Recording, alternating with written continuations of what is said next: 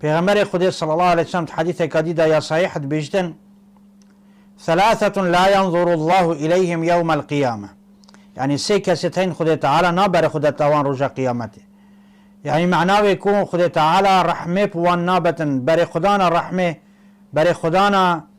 غفراندنا گناه، بر خدانا لیبورینه خدا تعالی ناسح کتوان.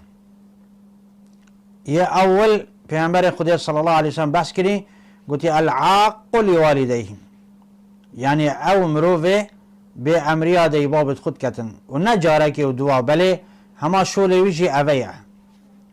نخوشی بو دی بابت خود چید کتن و ود کتن کو دی بابت خود عیجز بکت ود کتن کو او شوان کسابی تنید کو ضرر بهنه دی بابت وی حتی بسبب گوتن و کریارت ویش. يعني اوها گلک یا خطر اویت مروف بسرمان یه شیار بیتن